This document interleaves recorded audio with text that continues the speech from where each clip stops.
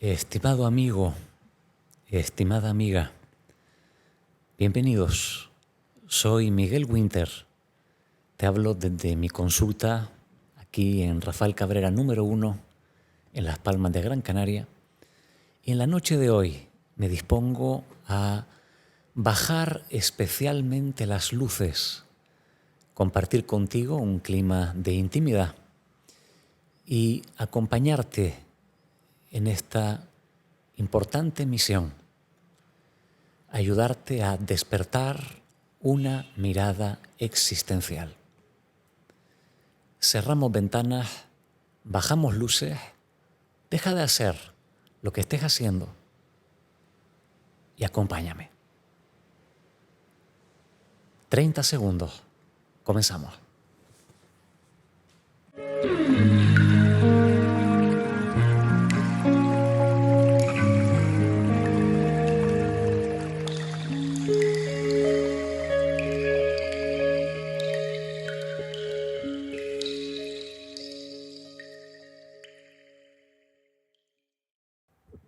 Despertar una mirada existencial.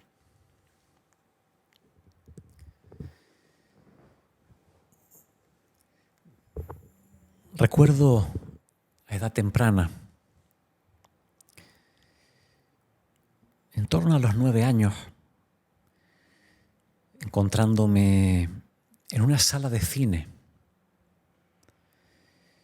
Supe por primera vez, yo aún no empleaba esa palabra, pero tuve una primera experiencia consciente acerca de la angustia relativa a la muerte, el final de la vida, el paso del tiempo. Recuerdo encontrarme en una sala de cine y antes de comenzar la película, en esos minutos previos donde ya la sala está tranquila, donde ya las luces han sido bajadas y iban presentando en la pantalla algunas imágenes donde se veían el universo, diferentes astros y cuerpos celestes, y en ese silencio, en esa desconexión con el mundo exterior, en esa conexión, en esa presencia que en ese momento literalmente, ¿no?, me permitía esa sala de cine, me pregunté ¿qué era de mí antes de que yo naciera? Ya el mundo existía, familiares míos naturalmente habían nacido. ¿Y qué era de mí antes de haber nacido? ¿Tiene sentido preguntarme qué era de mí cuando ya el mundo participaba siendo a mí totalmente indiferente, claro? Y me pregunté,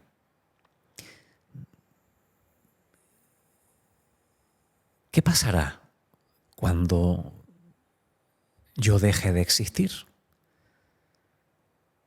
¿Moriré como todos? Y después el mundo continuará sin mí, de nuevo indiferente.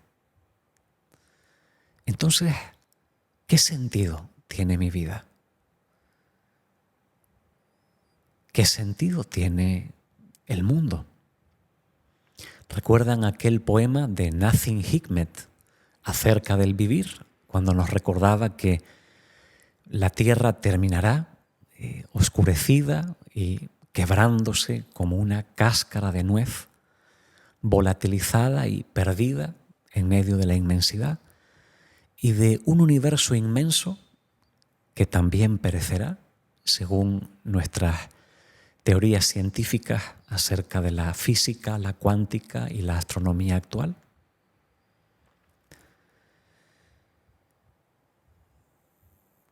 Y recuerdo sentir en ese momento una enorme angustia, entender esa inmensidad, esa finitud y ese aparente sinsentido.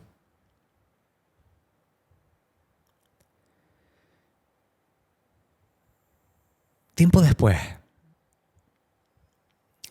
hubo un pensamiento que me calmó. Y no solamente me calmó, sino que me revitalizó.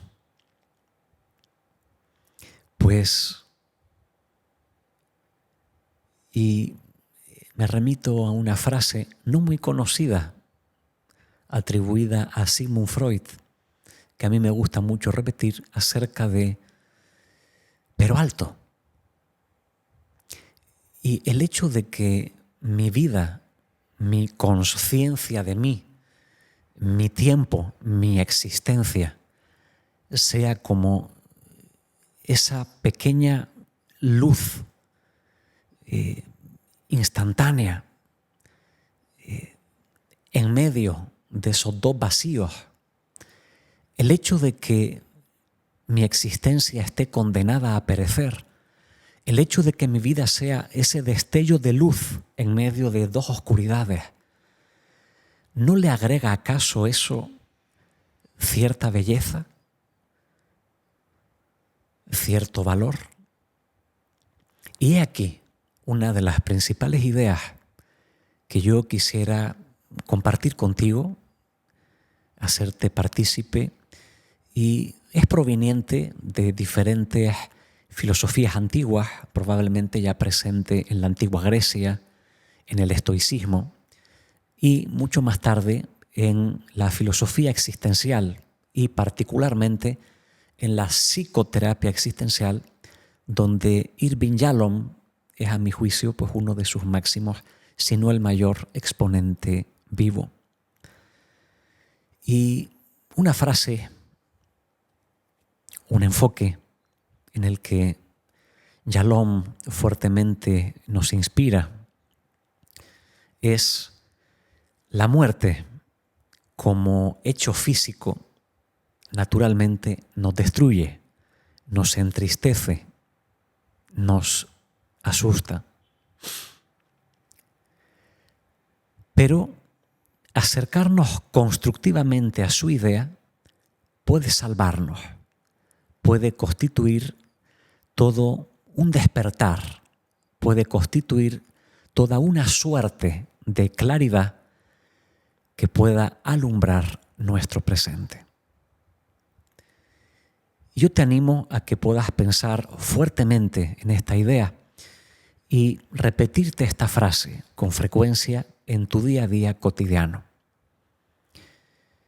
La muerte, el final de la vida, como hecho físico, te destruye.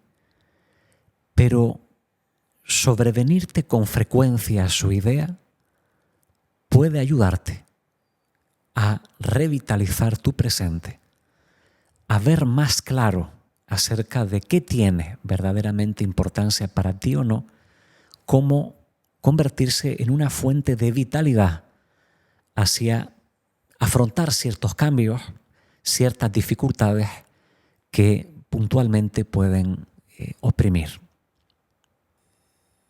Hemos venido trabajando en sesiones atrás acerca de el trabajo de alineación personal.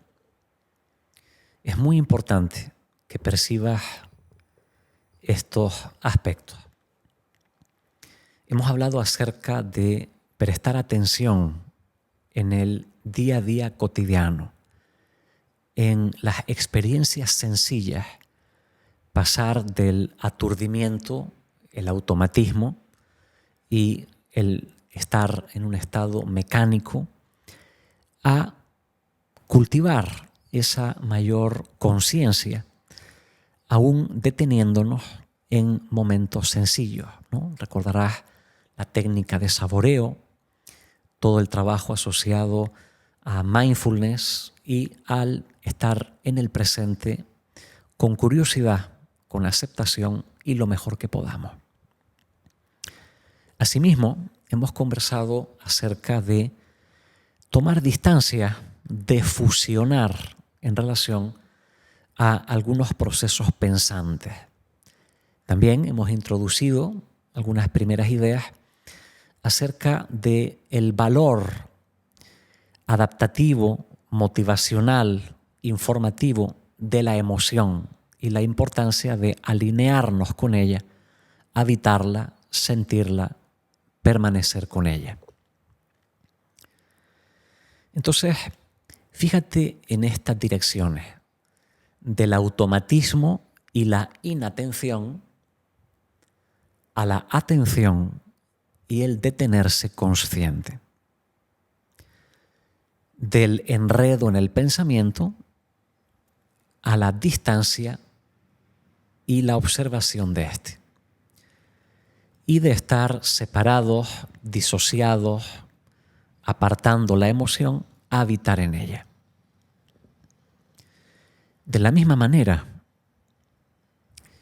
hay ciertas cuestiones que la psicoterapia existencial nos plantea que pueden ser verdaderamente útiles mirarlas de frente, sentarnos con ellas. Aunque no son ideas que nuestro entorno, nuestra cultura o nuestra educación especialmente favorezca. Voy a presentar enseguida las 4 grandes cuestiones que, siguiendo a las tradiciones existencialistas y basándome en el teólogo Paul Tillich y en el pensamiento de Irving Yalom, representan las 4 grandes cuestiones que, por el hecho de estar vivos, hemos de confrontarnos, somos arrojados a ellas y hemos de plantearnos de manera inteligente, sosegada, directa y constructiva. Sin embargo, la muerte, el paso del tiempo, el envejecer, es una de estas grandes cuestiones, y es sencillo darnos cuenta de cómo tendemos en nuestra sociedad, en nuestra cultura, en nuestra familia actual, a taparlas, ¿no? No es grato hablar de la muerte, no es frecuente encontrar ese tema por entre las reuniones de la familia. Sí es cierto que a veces parece más cómodo acercarse a la muerte, bueno, a través del cine, a través del arte, a través del chiste, a través del humor, a través del tono jocoso o de cierto tipo de humor o jerga, ¿no? La muerte es velada, la muerte es apartada. El entorno sugiere que acompañar al enfermo no es para todos. Las personas mueren ocultas tras el velo. El paso del tiempo, la muerte, el envejecer, es algo que molesta a nuestros ojos, es algo que en una suerte de conspiración de silencio preferimos apartar. Naturalmente podría haber toda una disertación valiosísima acerca de cómo enfrentarnos a esto y de cómo trabajar con ello, con los hijos, con los mayores, con la familia. Vamos a comenzar a abordarlo primero con uno mismo. Bueno, las 4 grandes cuestiones que el existencialismo, Paul Tillich y la psicoterapia plantea como esenciales son acerca de la cuestión del sentido de la vida. En segundo lugar, acerca de la cuestión de la libertad. En tercer lugar, acerca de la cuestión de la muerte y del paso del tiempo. Y por último, acerca del aislamiento y la soledad profunda. Vamos sencillamente a presentar, ¿no? Tocar un poquito presentar al menos conceptual y argumentalmente, pondré también algunos ejemplos, estas cuestiones, y especialmente indagar un poquito más hoy en la cuestión de la muerte, que como ya ven, bueno, son 4 cuestiones especialmente relacionadas y que se afectan mutuamente, pero particularmente esta me parece muy útil en psicoterapia, ¿no? Recordarán en algún episodio, probablemente hemos leído o hecho referencia a La casa de huéspedes, un poema metafórico que pertenece al místico Rumi, ¿no? Procedente, bueno, de ese conocimiento jasídico, de ese conocimiento que a través de la metáfora nos plantea grandes enseñanzas, ¿no? En La casa de huéspedes, Rumi nos sugiere que abramos la puerta a ciertas cuestiones, ¿no? Que abramos la puerta a sentimientos, ideas, verdades que a veces nos visitan y nosotros muchas veces cerramos la puerta a esas cuestiones, ¿no? Rumi nos plantea, ábreles la puerta, dales la bienvenida a esos huéspedes que te visitan y trátalos con gentileza. Permanece con ellos, escúchalos y trata de ver qué mensaje pueden tener de fondo para ti, aunque de entrada te generen cierto alboroto o movilización. Así yo te sugiero que vamos a sentarnos un momento con estas cuestiones. Vamos a mirarlas de frente un instante a ver qué nos despiertan. Y así, en este clima de intimidad, quiero acercarme un poquito al pensamiento de Viktor Emil Frankl, médico, psiquiatra de origen vienés. Viktor Frankl vivió durante el siglo XX, falleció a finales, creo recordar, hacia el año 97. Y en su juventud, desde temprana edad, a él le fueron preocupando mucho ciertas cuestiones de profundidad y calado, ¿no? Siempre la iniciativa, el altruismo y la reflexión profunda estuvo presente a lo largo de su biografía. Y a mediana edad, coincide la Segunda Guerra Mundial y él se ve, inevitablemente arrastrado a los campos de concentración. Durante unos 4 años él estuvo, en diferentes campos de concentración, incluido Auschwitz.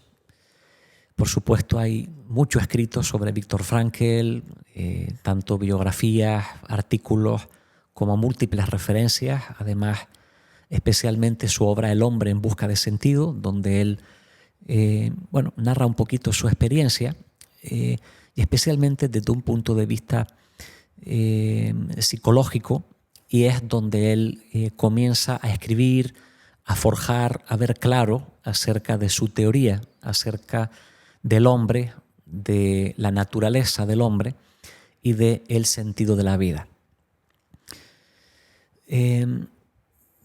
Una vivencia que tuve en la adolescencia, yo en torno a los 15 años ya tenía bastante claro que me iba a acercar al estudio de la psicología, de la psicoterapia, y especialmente fue a través de la lectura del hombre en busca de sentido que ese impulso, esa idea, no solamente se me confirmó, sino que se me potenció y se me despertó un entusiasmo, una vitalidad y una convicción, ¿no?, acerca de interesarme por la persona, por el ser humano, por el sufrimiento y poder formar parte de algún modo en la ayuda y en la investigación de esas profundidades, ¿no? Una frase que resonó ¿no? Como le escuché a una paciente hace poco, como campanas atronadoras dentro de mi mente, fue esta frase que Viktor Frankl parafrasea a Friedrich Nietzsche, que dice, el que tiene un porqué podrá casi siempre encontrar el cómo a la hora de afrontar adversidades, a la hora de afrontar crisis. Quien tiene un porqué podrá con mayor probabilidad o casi siempre encontrará el cómo hacer frente a la adversidad, ¿no? En algún lenguaje oriental, la palabra crisis, quiero recordar que se representa con dos signos, con dos símbolos que por separado significan sufrimiento y oportunidad. Esto coincide fuertemente con la visión resiliente de Viktor Frankl en relación a que, todo cambio, ya sea la pérdida de un ser querido, la pérdida de un trabajo que proveía de seguridad, un cambio de residencia, cualquier situación que plantea una nueva adaptación, ¿no? Que plantea la pérdida de una zona confortable o de un equilibrio más o menos feliz o funcional, y que plantea, ¿no?, la necesidad de movilizar nuevas energías para salir de esa situación o para readaptarse a algo nuevo. Lógicamente plantea sufrimiento, pero también es la oportunidad de renovarse, reinventarse, encontrar un recurso nuevo o incluso fortalecerse a través de un proceso, ¿no? Aquí es donde Viktor Frankl comienza a forjar su teoría, ¿no? Yo les decía que en sus vivencias en el campo de concentración, tal y como él lo plantea en El hombre en busca de sentido, su idea central es que existe en la persona una voluntad de proveer a su existencia de un sentido, de un significado, de un porqué, de un para qué. El pensamiento de Frankl también surge en un momento en donde el psicoanálisis freudiano se encontraba en pleno auge, y una idea que subyace en la antropología del psicoanálisis es acerca de que la persona está movida. A veces, decía el autor también de origen psicoanalítico, Adler, muchas veces la persona se mueve a partir de la motivación de poder, la motivación de tener ciertas posiciones, de tener control, de tener dominio, como también en esencia, desde la visión freudiana, la persona está movida por la búsqueda de placer, la búsqueda de equilibrio o el salir del dolor, salir del malestar, ¿no?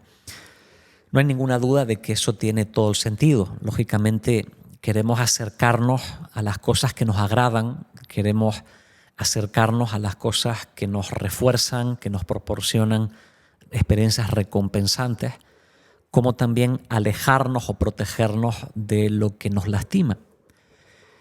Y aquí es donde Frankl introduce, por un lado, la voluntad de sentido y la importancia de los valores como un elemento central en esto, ¿no?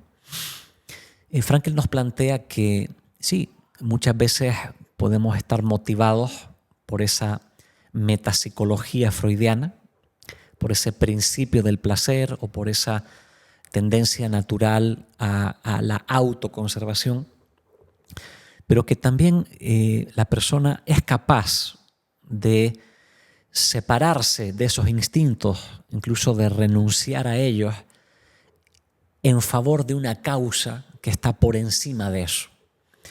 Las motivaciones, los instintos, las pulsiones nos empujan, pero los valores nos atraen. Pensemos un instante en la persona que decide dejar de hacer un montón de cosas potencialmente poderosas o placenteras en favor de cuidar a un ser querido. En ese momento la persona está dejando afuera el placer, lo agradable, lo que le regula, en favor de ponerse al servicio de algo que en ciertos niveles le puede hacer sufrir, porque ocuparse de alguien puede ser estresante, ocuparse de alguien puede agotar, ocuparse de alguien puede precisar de un esfuerzo objetivo, pero si la persona siente que ocuparse de alguien está por encima de cualquier otra cosa, ahí se está apoyando en sus propios valores, ¿no? El altruismo, la familia, el cuidado del otro. Y ahí es donde Frankl también nos habla de la dimensión espiritual de la persona, ¿no? Desde su antropología, la dimensión espiritual tiene más bien que ver no tanto con otras perspectivas en las que tú puedes estar pensando, sino la idea de Frankl, también basado en la antropología del alemán Max Scheler, tiene que ver con esa capacidad para trascenderse, ¿no? Ese ponerse al servicio de un valor por el que uno se siente llamado y saliéndose de lo que a nivel instintivo o a nivel que, como hemos explicado, puede ser más lógico, agradable o preponderante, ¿no? Así, la espiritualidad en Frankl tiene que ver con lo que es inmaterial, tiene que ver con trascenderse a uno mismo, tiene que ver con dejar huellas a nuestros pasos, tiene que ver con tomar una actitud frente a lo que nos interpela, tiene que ver con dar respuesta a las grandes preguntas que la vida nos va haciendo, ¿no? Entonces, sobre el sentido de la vida, simplemente, quiero acercarles un poquito, ¿no?, al pensamiento de Viktor Frankl y acercarles también a interesarse por los valores, ¿no? A mí también me gusta mucho el acercamiento que hace Stephen Hayes desde la terapia de aceptación y compromiso en relación a los valores, ¿no? Les voy a poner 3 ejemplos más para al menos afianzar esta idea. Conocí en una ocasión una persona que tenía, mucho miedo a volar, ¿no? Una clásica fobia a tomar un avión. Y él tenía familiares muy queridos que vivían muy lejos, ¿no? Esta persona vive aquí en Gran Canaria, esta persona que conocí, y tenía familiares en el norte de España, ¿no? Entonces, un familiar importante estaba por fallecer, encontrándose ya en la unidad de paliativos, y esta persona, tenía naturalmente no solamente el deseo, sino sentía como una llamada, como un valor, como una causa irrenunciable a el viajar y estar con este familiar en sus últimos momentos, ¿no? Poderse despedir, poderlo acompañar. Entonces, me pidió con total urgencia el hacer una sesión de hipnosis donde pudiéramos hacer todo lo posible en favor de que él pudiera tomarse un avión. También me sugirió ponerlo en contacto con compañeros psiquiatras, ver si había alguna medicación que de manera inminente le pudiera ayudar. Y lo que quiero mostrar es sobre todo, lógicamente, no es muy realista el poder en una sola sesión resolver una fobia a volar. Tampoco sería la primera vez que una psicoterapia puede obrar un resultado así, pero en términos habituales no es lo más recomendable, ¿no? Sin embargo, esta persona estaba tan motivada, estaba tan conectada con la misión que quería acometer que, bueno, no solamente con la ayuda que le pudimos prestar, sino el 98%, en palabras de Frankl, fue este poder de obstinación de su propio espíritu, ¿no? En el sentido que hemos definido, este estar totalmente identificado con la causa, que, bueno, que esta persona pues, se llenó de audacia para subirse en ese avión, bueno, sin duda pasó cierta ansiedad en el vuelo, pero pudo llegar allí, cumplir con su misión, con su cometido y regresar con el dolor inevitable, pero también logrando no acumular ningún arrepentimiento y pudiendo alinear su conducta y su esfuerzo con ese valor, ¿no?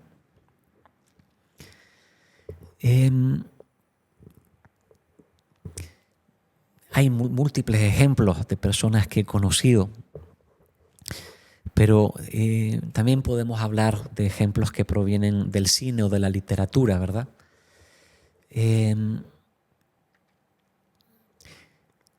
Voy a contarles alguno, voy a aprovecharlo para avanzar un poquito también en estas cuestiones, ¿no? Entonces, el sentido de la vida, yo creo que vamos a plantearnos, por un lado, acerca de como una gran pregunta existencial. Yo pienso que si tú quieres plantearte seriamente acerca del sentido de tu vida, yo recomiendo 3 cosas, ¿no? La primera, reservar espacios para uno mismo. Sin duda, caminar a solas, tener un nivel de estrés sostenible en la semana, cultivar estados de autoconciencia, comer saboreando. Como digo, reservarse pequeños minutos para ahondar en la propia respiración, pasar tiempo con uno. Esto es una condición no suficiente, pero sí necesaria. Al mismo tiempo que nuestras aptitudes participen en nuestro día a día, ¿no? Personas que tienen aptitudes para la comunicación, para la docencia, para la conversación, para lo artístico, para lo deportivo, para la manualidad, para sea lo que sea, para lo que tienes aptitudes, es fundamental que tus aptitudes participen, tengan algún espacio en tu día a día, ya sea laboral, de ocio, del tipo que sea. Entonces, el estar consciente de ti, reservarte pequeños momentos para estar contigo, para salir del automatismo, asegurarte de que tus aptitudes tengan algún estímulo y alguna expresión en tu día a día semanal, sin duda son condiciones necesarias para poder ahondar sobre estas cuestiones, ¿no? Y al mismo tiempo poder preguntarnos acerca de qué es verdaderamente importante, ¿no? Cuáles son los valores que realmente están tomando el control de nuestra vida, ¿no? El éxito, el ir en busca del aplauso externo. ¿Cuáles son los amos a los que sirves? Buscar el aplauso del padre, la admiración del jefe, la aprobación de la madre, la envidia del amigo, la acumulación de riquezas, dinero, seguridades, o por el contrario, puede ser que estés más en contacto con valores como cultivar tus aptitudes, conectar con las necesidades de los demás, el cuidado del otro, no sé muy bien cuáles pueden ser los valores que funcionen para ti. Sí tengo la impresión de que hay muchos que son exaltados desde afuera y que muchas veces nos hacen conectarnos con direcciones que parecen valiosas desde el punto de vista externo y que muchas veces distan de lo que hay en nuestra interioridad, en nuestros códigos más internos o en nuestras propias aptitudes, ¿no? Si no te puedes parar y bajarte de la noria de la acción y del pensamiento, no será posible un buen planteamiento. Las cuestiones acerca de la libertad y acerca de la soledad, bueno, simplemente las voy a presentar. Por supuesto, la libertad se da la mano también de la responsabilidad. En la obra de Viktor Frankl, como en la filosofía del personalismo, como en los planteamientos existencialistas, se dice que libertad y responsabilidad son caras de una misma moneda. Responsabilidad a nivel existencial significa responder, significa qué actitud tomar frente a las preguntas que nos hace la vida. Ludwig Binswanger planteó el término análisis existencial en relación a podernos plantear realmente, ¿no? Hacer un recorrido por nuestra biografía y preguntarnos qué respuestas he dado a las preguntas que me ha ido haciendo la vida, ¿no? Es decir, ¿qué he hecho de mi vida? ¿Qué decidí estudiar o trabajar? ¿Hacia qué valores me he ido adhiriendo? ¿Qué influencias he ido permitiendo? ¿Y en qué medida estoy siendo autor de mis decisiones? ¿En qué medida frente a cada rotonda he tomado la dirección que pensé, que reflexioné y que sentí la mejor para mí? ¿O en qué medida tomé el camino que otros me marcaron, que el mundo exterior marcaba o que la inercia me fue llevando, ¿no? Entonces, conocí en una ocasión a una persona que a los 60 años de edad de repente se dio cuenta de que no había vivido y se sentía de que no había vivido acorde a sus deseos, ¿no? Acorde a su libertad. Se dio cuenta que había seguido los designios del Padre, que había seguido caminos que se alejaban de lo que verdaderamente latía en él. Y al fin y al cabo esta persona se dio cuenta también de que había renunciado a su libertad y que era responsable de esto, ¿no?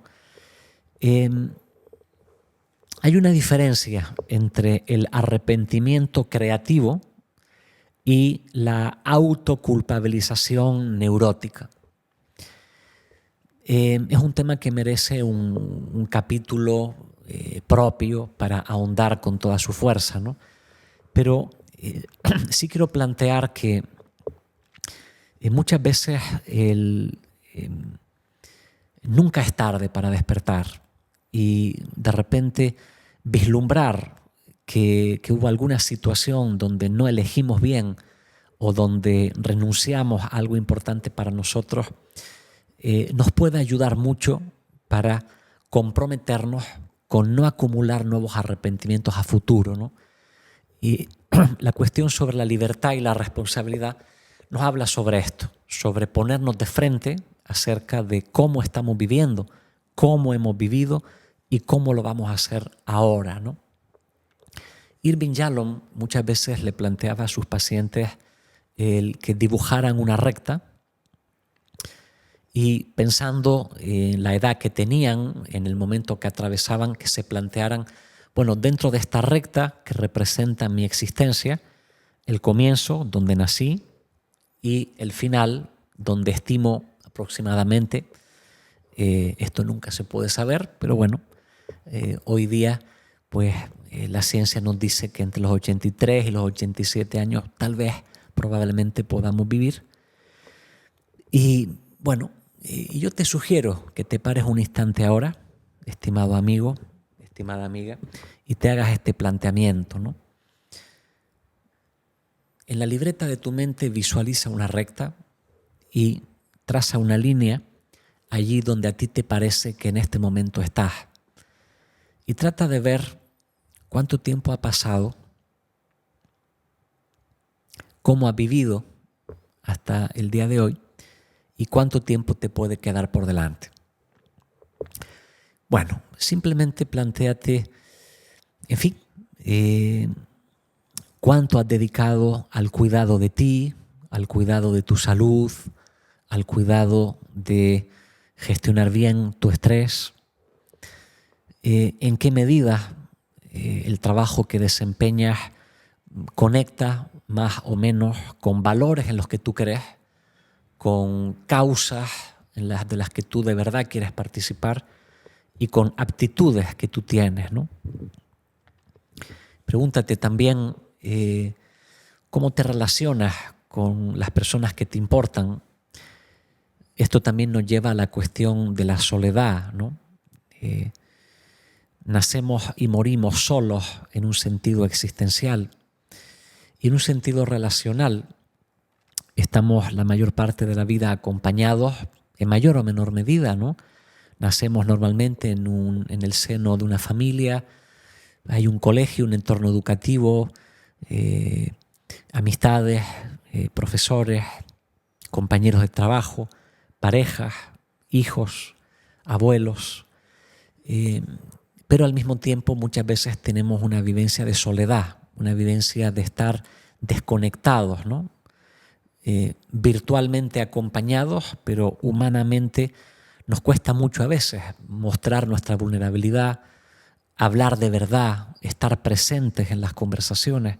Entonces pregúntate también con qué grado de calidad o de presencia eres capaz de revelarte con los demás y en qué grado eres capaz también de entrar un poquito en lo que de verdad late en ellos o en ellas, ¿no? Entonces te puedes preguntar, ¿cómo he vivido? ¿Me estoy relacionando con presencia? ¿Estoy abriéndome a los demás? ¿Estoy teniendo en algún momento una verdadera vivencia de encuentro con mis personas allegadas? ¿En qué grado estamos participando de cosas que tienen sentido y valor? ¿O en qué medida estamos simplemente movidos por pulsiones, motivaciones externas o falsas motivaciones? ¿Y en qué medida, como decía aquel poeta, ¿se acuerdan? Estamos corriendo el riesgo de llegar a nuestro lecho de muerte y darnos cuenta de que de verdad no hemos vivido, de que no hemos elegido nuestra vida, de que no hemos conectado con los demás o de que lo que de verdad late en nosotros, lo que de verdad nos gusta, nos atrae o se nos da bien, en qué medida está participando y está encendido o no en nuestra existencia, ¿no? Entonces, aquí estamos acercándonos a este despertar una mirada existencial, ¿no?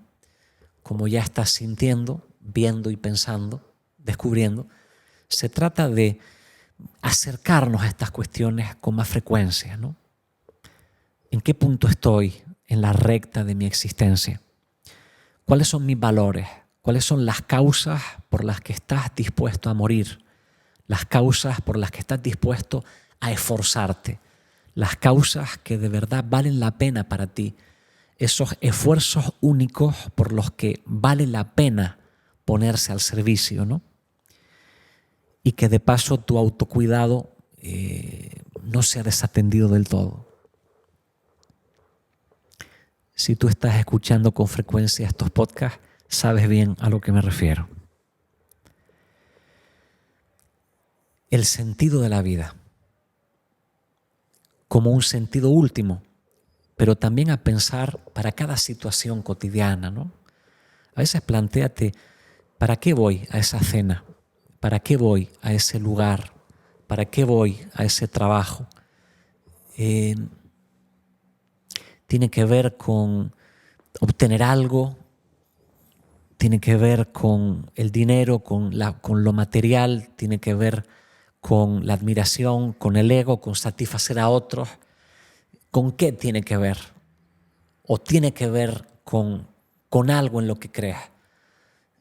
Ayudar a alguien, agradar a alguien a quien quieres, aprender algo, la curiosidad, conocer algo nuevo. ¿Cuáles son tus valores? ¿Cuáles son los amos a los que sirves? ¿Y cuáles son los aspectos que de verdad te atraen o que de verdad laten en ti, ¿no? Decía Viktor Frankl, las motivaciones, las pulsiones, los deseos te empujan, pero los valores, las causas, los por qué te atraen, te movilizan y te activan de otra manera.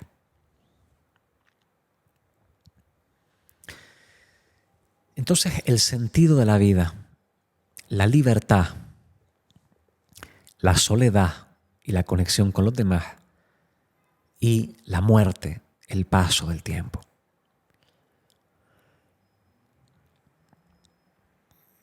Vamos a terminar en estos últimos minutos acercándonos un poquito de nuevo a la obra de Irving Yalom y vamos a hacer un breve ejercicio meditativo final en donde la idea en esencia que te quiero transmitir es que darte cuenta de que el tiempo nos pasa, darte cuenta de que no vivirás para siempre, darte cuenta de que todo está condenado a perecer, puede ayudarte a vivir mejor en el presente.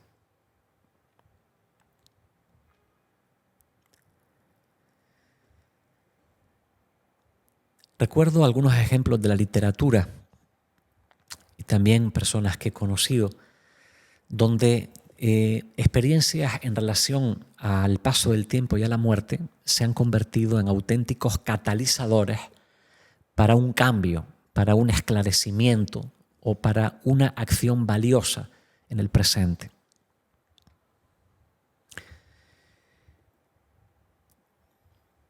En la obra de Dickens, Scrooge, en Cuento de Navidad, es un hombre cuyas motivaciones parecen basarse en la acumulación de bienes, en un hombre avaro, un hombre que se ha desconectado de sí y se ha alejado de las relaciones afectivas, un hombre hostil, déspota, con algunas acciones de cierta crueldad, con una enorme falta de empatía, y que en la noche de Navidad, como ustedes recordarán, el espíritu de las Navidades futuras le pone en contacto con su muerte, con la tumba, con el final, ¿no?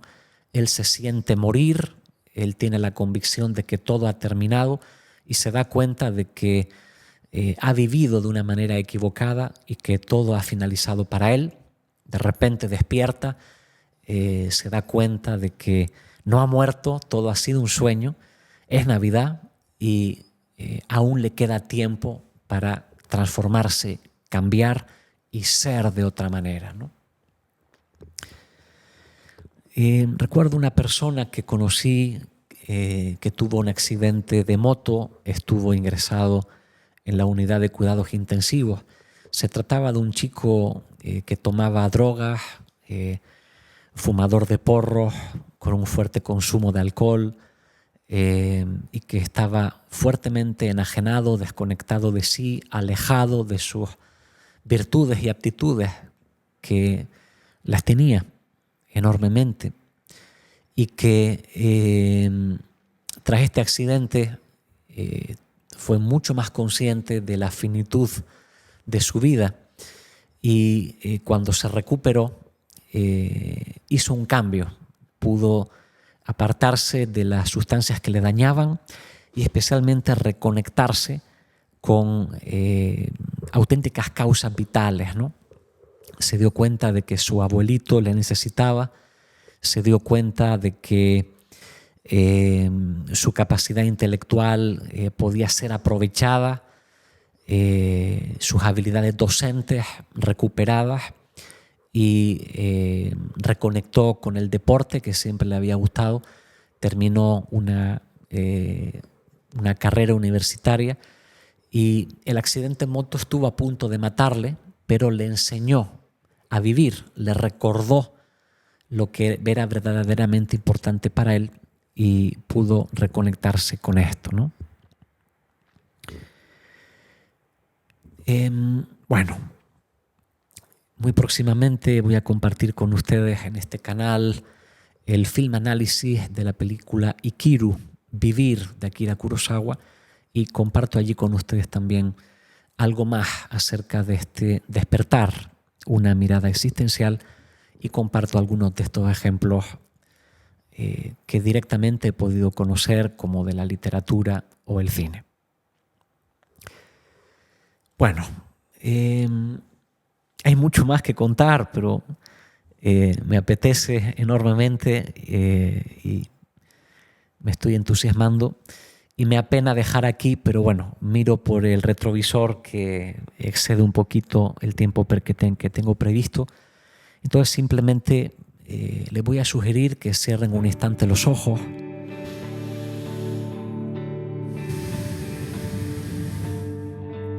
Enciende tu respiración.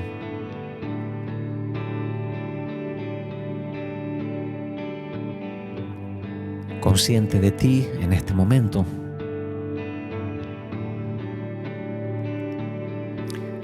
Y que sencillamente puedas preguntarte: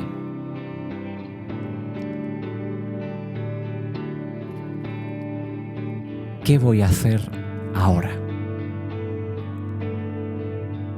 ¿Qué podría valer la pena para esta noche o para mañana por la mañana?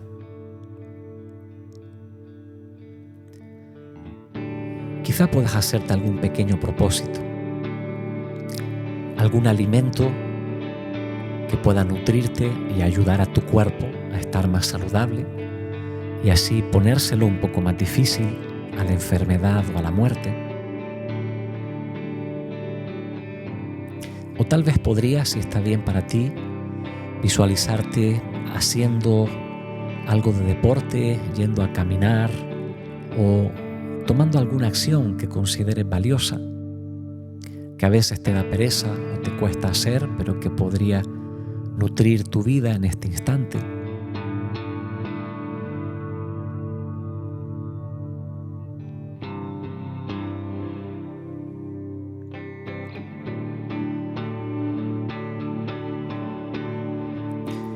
Pues la idea de morir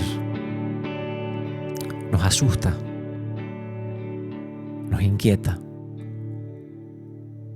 Pero ese mismo temor que nos asusta o nos inquieta,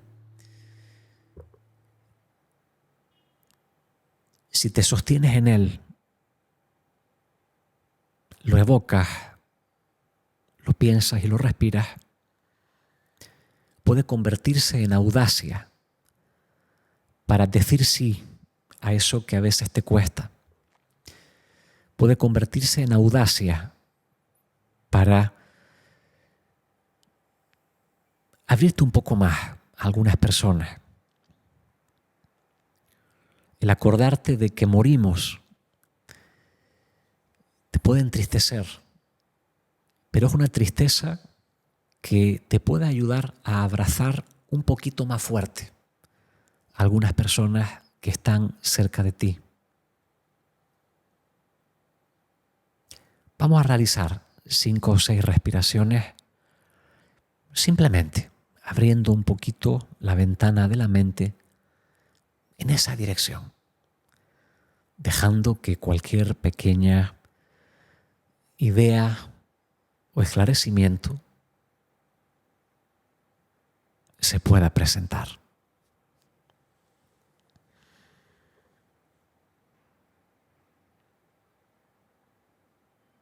No acumulemos arrepentimientos. Sirvámonos de los arrepentimientos que ya albergamos, y que nos duelan un poquito, porque ese dolor también nos mantiene lo suficientemente despiertos como para ver claro y no acumular arrepentimientos nuevos.